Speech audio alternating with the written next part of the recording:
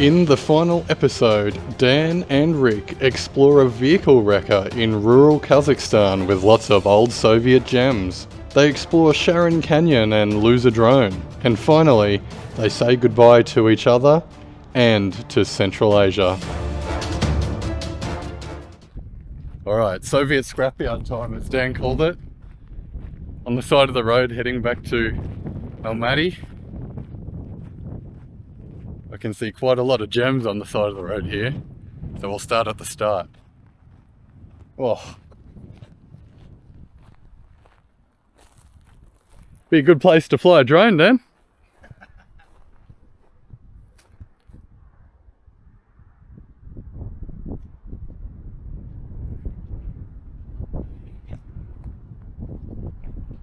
This is a GAZ-24 Volga.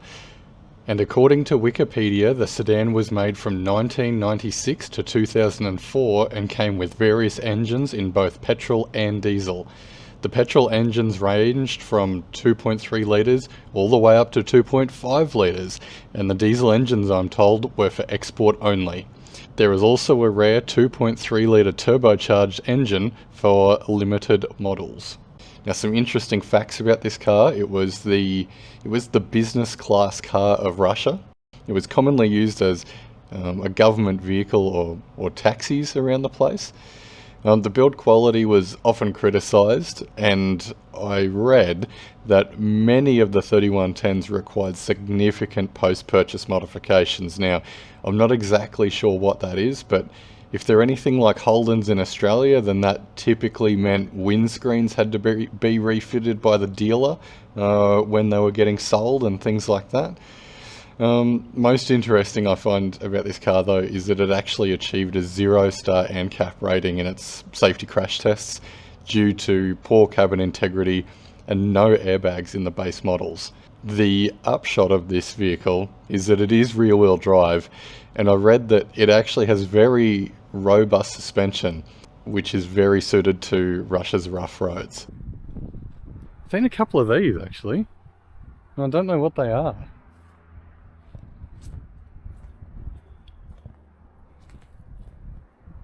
The Volga 3110, I think it is. The Lada Samara. This little gem tucked away in the pile here is a Lada Samara, and these were produced from 1984 to 2013. They featured a 4-cylinder petrol engine and they ranged from 1.1 to 1.5 litres, but something very interesting about the Samara is that there was a very rare version of it which had a 1.3 litre Wankel rotary engine.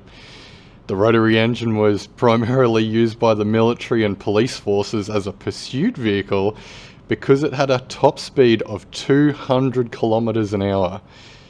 The engine did have severe reliability issues though, so not many were ever produced or sold, sadly. The Samaras were front-wheel drive and exported under various names such as the Lada Sputnik and Sagona. They were lightweight and simple, which achieved them some success in the rally stages of the 1980s.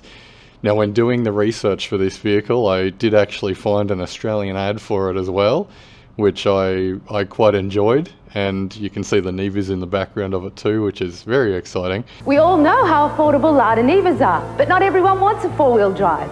The good news from Esquire, Lada Samara, at $11,990 complete on the road, I'm sure I'll see you, Lada. If you know anybody with the Samara rotary version, let me know in the comments and I'll come and buy it off you.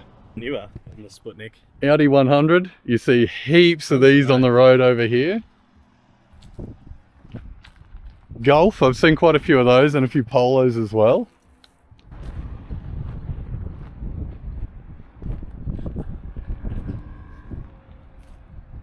That's the Kombi. This is the IZH-2125 Kombi, which was produced between the years of 1973 and 1997. It was based on a Moskvitch 408 and was the first ever Soviet hatchback to be produced. It was called the Kombi because of its ability to carry large amounts of goods and passengers, while also earning the reputation of being reliable and well built, largely due to its simplicity. Of note, there was also a van version called the IZH-2715, also referred to as the bread loaf. That says Kombi. It's not what I would know as a Kombi. That looks pretty cool, whatever that is. That looks like a bit of a luxury It does. car. Shall we go and see the man and see if we can just go for a walk around in there, Dan? Yeah. Well, we've been let in, Dan. You have. Yell at us, I guess. Niva.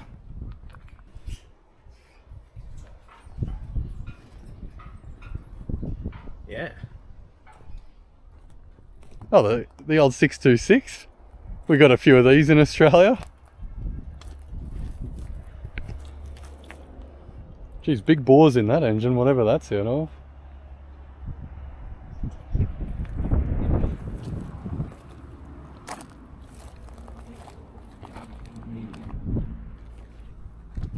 What is this? Comfort Plus. What you're looking at here is the GAZ-24 Volga. The standard model was made between the years of 1968 to 1985, and the GAZ-24-10 was a 1985 to 1992 vehicle. These came fitted with a 2.4 litre 4-cylinder petrol or a 2.1 litre diesel for the export markets. Most interestingly, there was a special 5.5 litre V8 version made for the KGB as a pursuit vehicle, as they were, quote, deceptively fast, and they were used for covert operations.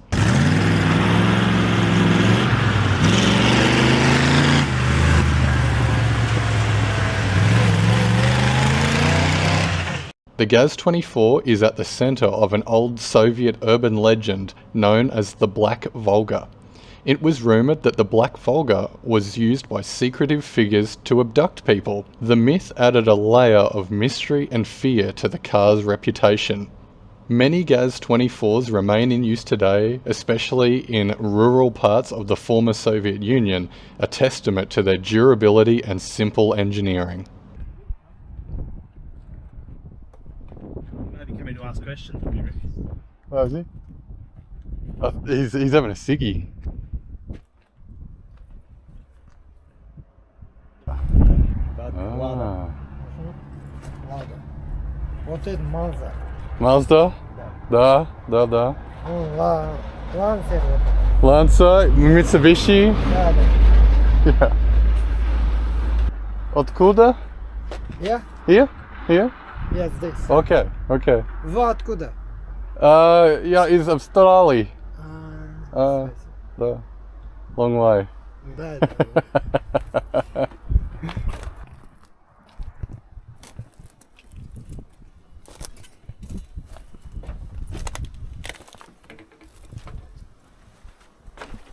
There's so many.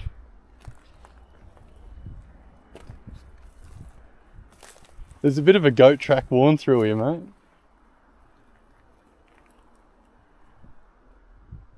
There is a US bus there too. Oh, you're asking a bit much of me as a bush mechanic. US bus. Oh, the twin cam Nissan?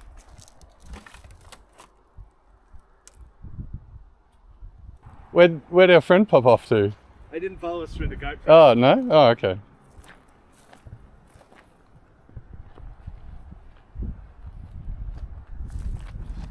Whoa.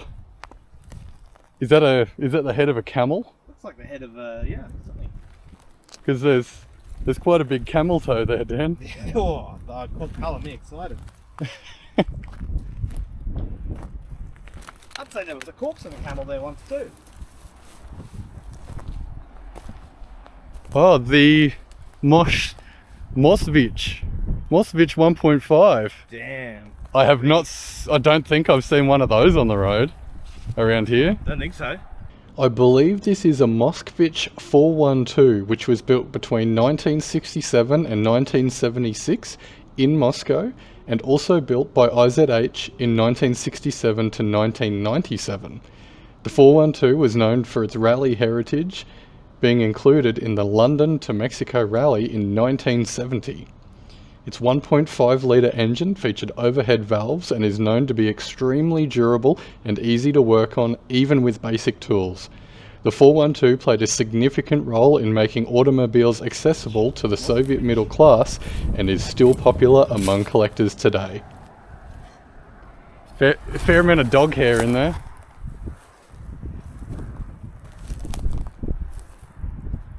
Oh. Up here? Yeah.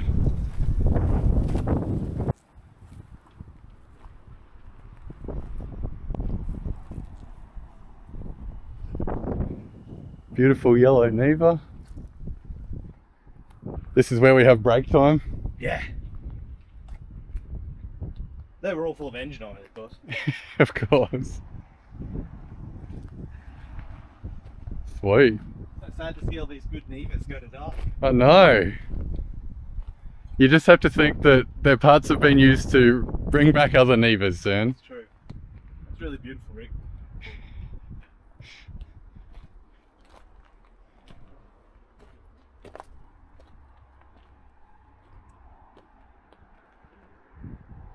This is the High Ace, maybe? Mitsubishi Express. Mitsubishi Express. It's a Toyota Town Ace. The limited edition as well.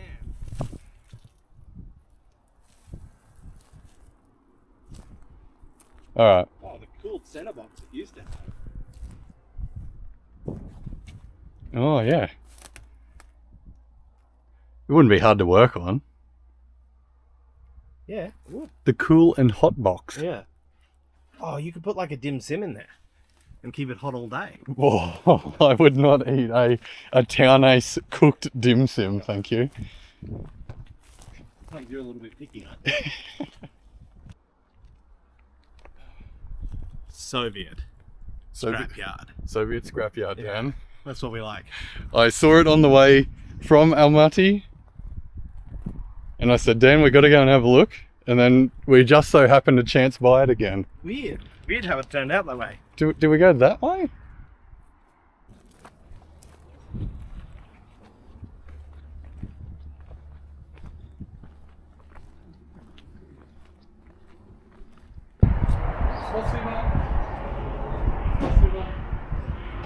Have a good day.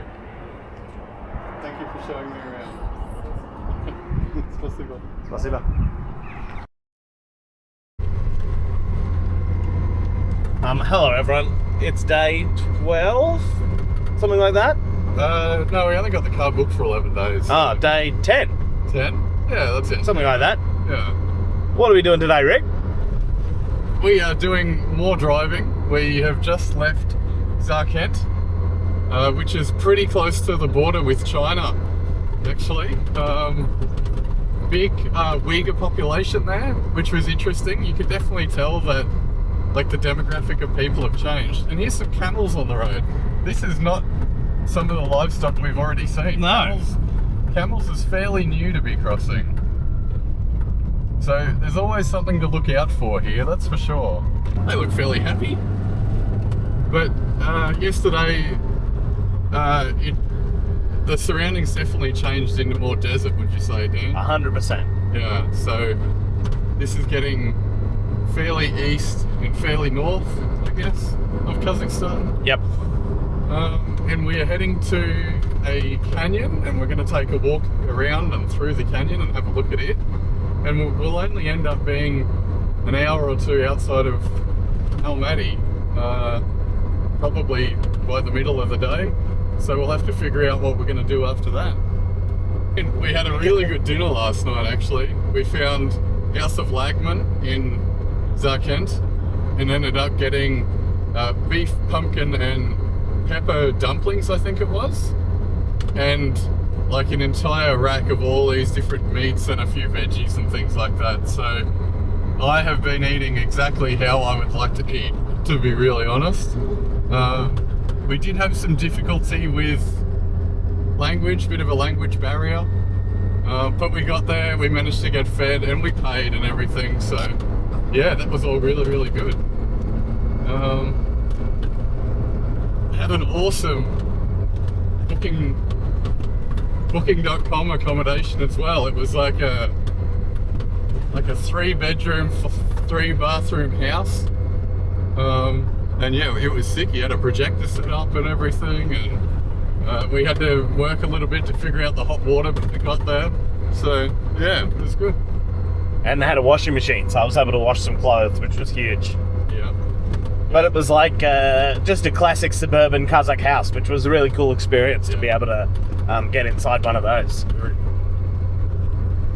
Full tank of fuel, onwards. Full tank of coffee and me. And we'll see you at the canyon, bros. Oh, I am hiking through Charyn Canyon. Beautifully named. Yeah. Boy, Charyn, get me some durries and some beers while you're out. Anyway, The canyon. we haven't seen that here though. Yeah, hiking through. What's special about this canyon then? Is it the biggest? Yeah, it's like Kazakhstan's Grand Canyon, Yeah. Yeah. essentially, is what they claim. And it's very cool. It's super nice. The colours and everything. So we had breakfast, which consisted of pretzel sticks and water. It was good. Oh, Dan did have a coffee. Well, if you want to be a winner, you got to fuel like a winner. And yeah, we're just going to go and check it out. We've taken the road down in the canyon instead of up above the canyon. I think it'll be a little bit better, to be honest with you, inside. So, Oh, here comes the UAZ. oh, get this.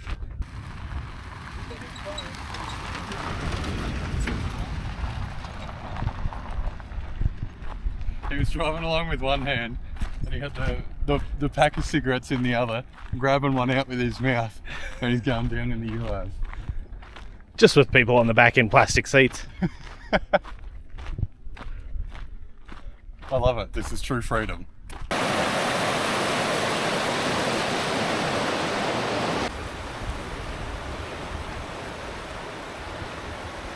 Oh shit! It is getting blown so hard, Dan. Let's take it down the valley a little bit. Oh shit! Oh, Oh fuck! I've lost it.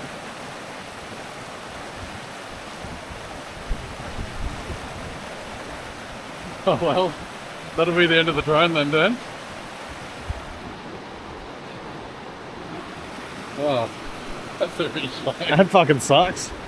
Here's me trying to recover the drone to absolutely no success. Thankfully, it wasn't an expensive drone and it was put to rest towards the end of the trip. We looked around for a bridge and some way to rescue the drone, but we tested the water and it was freezing, and you can see it's flowing pretty hard, so we left it in Charyn Canyon. Dan and I did one final trip to Lake Kaindy in Kazakhstan, which actually involved taking a UAZ 452 up into a mountain pass and through some river crossings. The driver loved his loud rap music, and we had some fellow tourists enjoy the songs as well.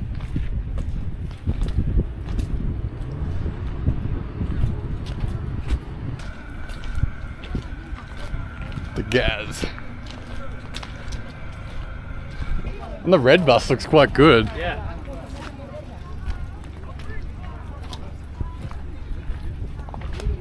So, brake booster in the front. I can see, that's the first thing you can access. So I wonder what the brakes are like. And yeah, engine in the middle. Oh, this one's a 5-speed. Damn, Maybe highway mode. Maybe he had the wrong knob on the 5-speed, I don't know. Probably the early ones are 4.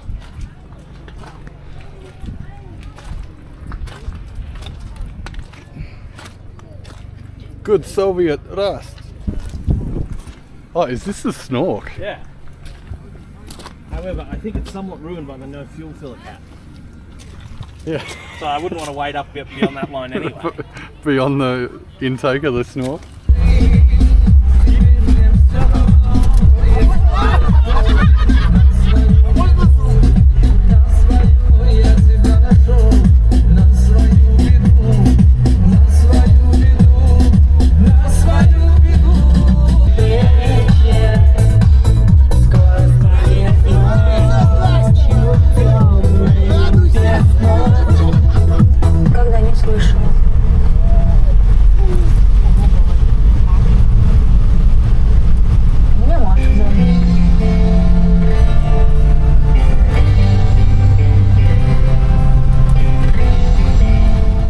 So we made it to the top of the mountain, took a couple of pictures, and as you can see, it's pretty overcast looking. So we came back down the mountain and we were actually dropped off at a bit of a bar.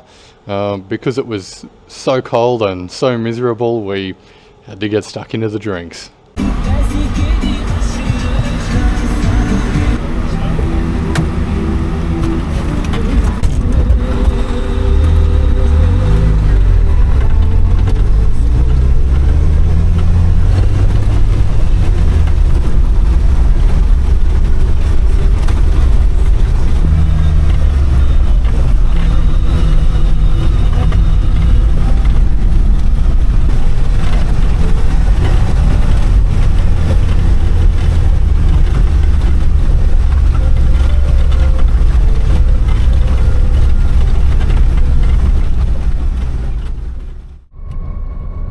Last drive, Dan. Yes, very sad times, but we're on our way back to the Iron Horse Nomad depot. Yes. I think it's called, to drop the old Niva off. She's had it clean. She's looking schmick as. I forgot it was blue under all that dirt and snow and mud. Looks excellent. They even did the inside as well. We've even had a comment from somebody driving past saying how good the car looks, so that's something nice. Yeah, absolutely. And she's even driving a little bit better. She's happy again. Now that she's not covered in 10 inches of dirt. Not weighted down. Yeah. Yeah, the boys did a really good job. Got all the camp gear in the back. We're like 30 minutes away or something from the hire place. But so far, thoughts on Almaty as a city, Dan? It's very good. It's big. It's nice in the way that Bishkek is nice. The city centre is really modern and clean and beautiful. Lots of good restaurants and bars and coffee shops, but it's big. Like the outskirts of it are way bigger than Bishkek. Yeah. So it does sprawl out. Like you say, we're going to take half an hour to get over to like one half of the city. Yeah. To drop this car off, and there's lots of traffic and shit as well. So city centre's really good, really walkable and really pretty. I'd give the outskirts a miss though. Yeah. Particularly if you're driving. And we've seen, 3 crashes on this one drive, I think? Yeah. Like, not major crashes, but like bingles. And the thing with having even a minor crash here is that you need the police to show up to write a report on what has happened. But in that time, you do not move the car or the truck. So a lot of the traffic flow problems that happen here are just people have had a small little bump, and you've got to wait for the police to show up. So there'll be a big truck taking up the middle lane and the car that is hit on the right-hand lane, and then you've got to navigate that and get around. So just a different way to do it. I feel like in Australia, it's just common law. Just pull over, to the left or to the right, wherever's clear, off the road, wait for the police, explain what happened, and then it's done. Not here, you stay on the road. So, interesting difference. Yeah. But yeah, gotta be sad when we don't have the old girl. She's been good to us. Delivered us many good times. And been quite a distance. I think the odometer, I think we've done about 4,000 kilometres, roughly, in the last few days. So, yeah, that's a few tanks of fuel. A few tanks of fuel. And we've still got the 20-litre jerry we filled up at the start. So we'll put that in the tank when we get to the rental place. And hopefully that's enough to, make it look like it's full. Yeah, I haven't had any major issues with the car. No. It's been good. It makes some odd noises. 5th gear whines. I think 4th gear. Whines. Yeah, reverse is pretty clunky. But it got us there and back, and it's nearly got 90,000 kilometres on it. And it's a rental car, so it's obviously been driven hard, right? So, yeah, good. Good Over car. mountain passes, 105 maybe on highways. Yeah, yeah. 2 big blokes in it the whole time. All the gear, no idea. Yeah, 0 ideas. Yeah. Anyway. And in much more style than any other car on the road. Yeah. Yeah. Not to mention, whenever you pull up somewhere, people are like, Niva! Yeah. Volvo 850. Oh, yeah. Only 850s here. Only 850s. I have not seen a 240 here. I've not seen a 740. I've not seen a 940. I've seen an 850. I did see a 360 actually, which is just a terrible car, but there was one here on one of the mountain paths. What's the latest the 240 was made into? 93. was the last year. It's time for Yeah. 240s to come in. Oh, this guy's gonna want to come No. over, Dan. You're not, mate. I'm actually in that block at that fucking round head on that bloke. I Jesus. can't leave that in them. Alright. Dan's the index. Dan packed up, ready to go. He's got the midnight flight out. I do. And then knock over fucking... Alright. Bloody good trip, mate. See you later. Fun. Yeah. I'll catch you. Have a good flight. You're an Australian ex, probably. Yes, you will. See you, Dan.